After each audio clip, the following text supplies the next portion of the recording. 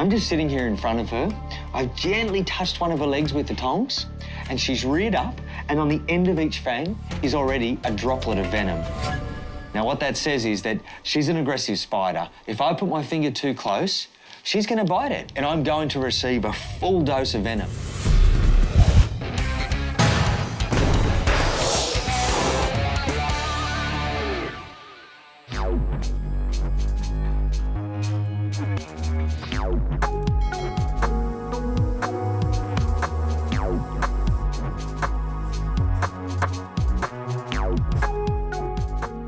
Spiders are a common fear for a lot of people. They give me the heebie-jeebies. Now, in our spider room here at the reptile park, we keep spiders of all shapes and sizes. Now, they like it dark, so they live behind that curtain. Now, today I want to show you my top 5 Aussie spiders. Now, the first one is a personal favourite of mine, and it's found right throughout Australia in every outback toilet. They're the ones that bite you on the bottom, the Redback Spider.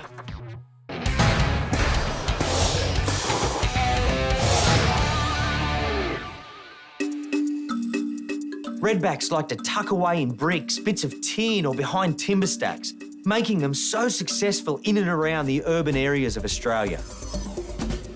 There's no surprise that the Redback Spider is named because of the red stripe on its back. Now, this is a big female, and one interesting thing is that female Redback spiders, like their cousin, their relative, the black widow, will actually make a meal out of the male after they've mated.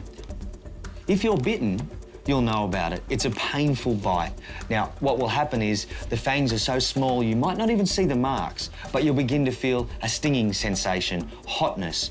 Then it'll begin to spread and it'll travel into your lymph nodes. Now, you might get pain across the chest, nauseous in the belly, a strong headache. Now, redbacks aren't responsible for a lot of deaths, but such as the nature with all venoms, everyone reacts differently. The worst case would be to have an allergic reaction. Then you're in real strife.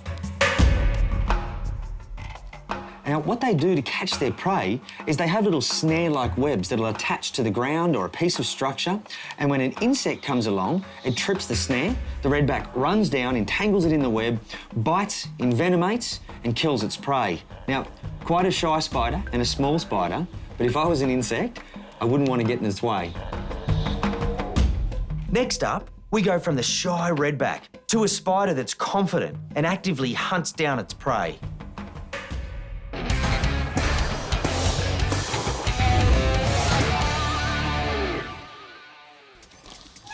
If spiders were dinosaurs, then this one would surely be the Tyrannosaurus rex. It's a wolf spider. Now, they're not that harmful to humans, their bite, but I like them because they're such a confident spider and they actively go out and hunt their prey. Now, they look pretty dull, and that's because they need to be camouflaged. Wolf spiders are found throughout a range of habitats. They're pretty versatile.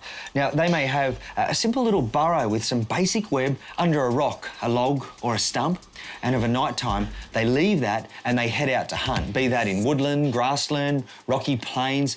Doesn't really matter. Wherever their prey is, you'll find wolf spiders. Hey, stay in there, buddy, please.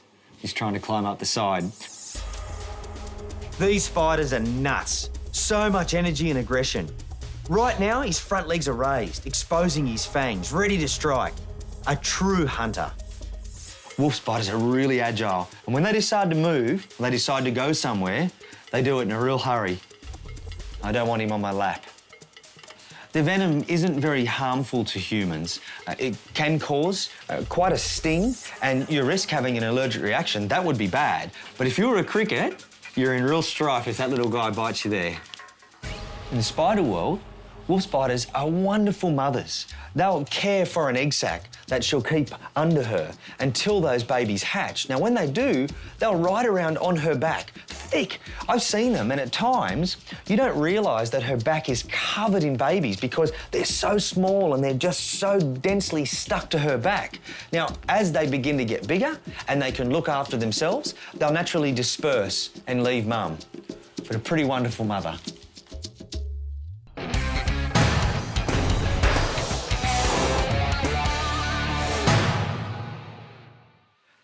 Bigger spider, bigger barrier.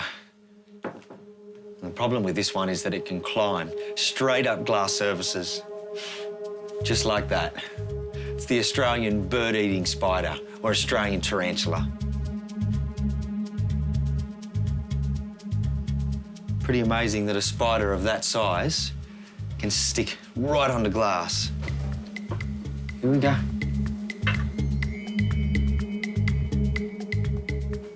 How'd she come? There we go. Hello.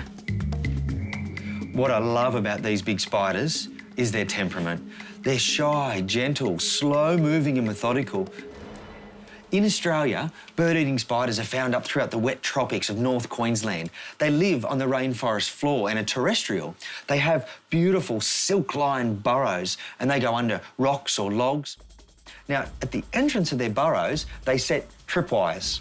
And if a prey item comes along and trips one of those wires, you're going to have this big spider charging out, sinking his fangs into whatever it is that's there, taking it back down into his burrow to eat it and digest it. Once it's envenomated its prey and killed it, the venom starts to do something different altogether. It begins to break the prey down from the inside, to dissolve it. The spider then uses its fangs to pulp the fleshy parts of its food and actually drink it. It's pretty gross. Now, they may be massive, but they're certainly not something to be terrified of. And in fact, people keep bird-eating spiders and tarantulas as pets. The right substrate, a bit of peaty moss, some water and a cricket once a week, and you'll have a happy little spider. Well, maybe not so little.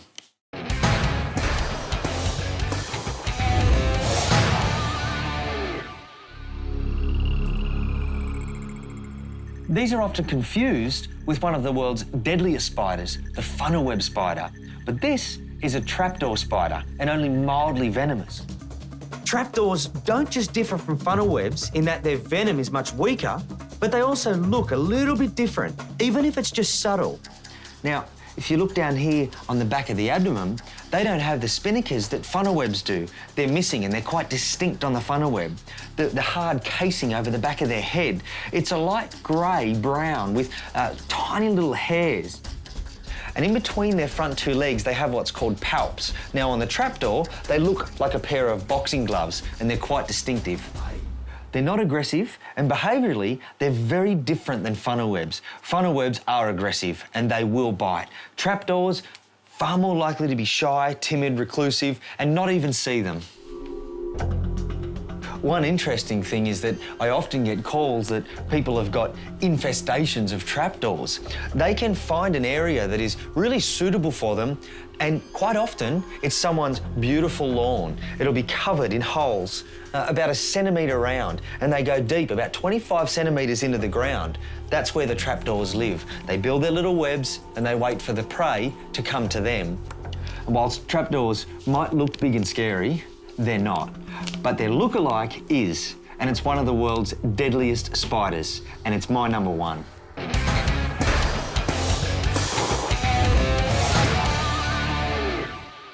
And here it is, Australia's deadliest spider. It's the Sydney funnel web, my favourite.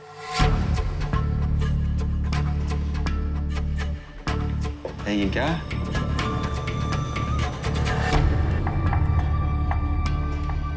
The temperament of the funnel web is unquestionably aggressive. I'm just sitting here in front of her.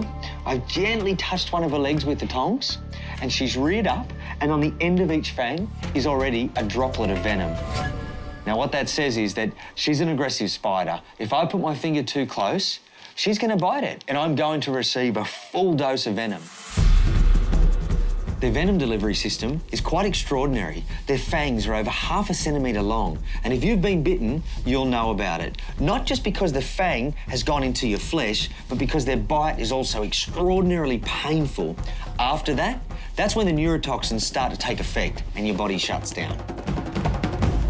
Interestingly, the venom is uniquely toxic to primates, which is why us humans call it the most venomous.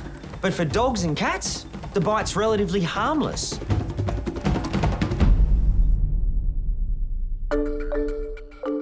Here at the Australian Reptile Park, we keep up to 250 funnel web spiders at any one time.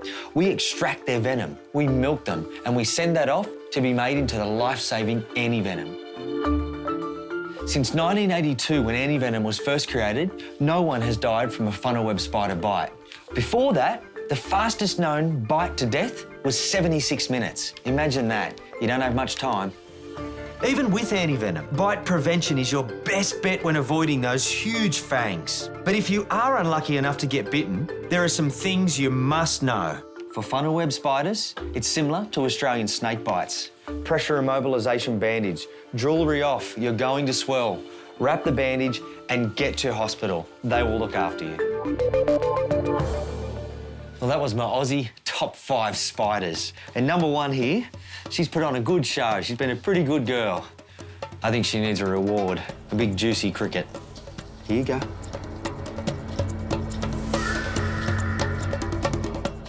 I wouldn't want to be that cricket.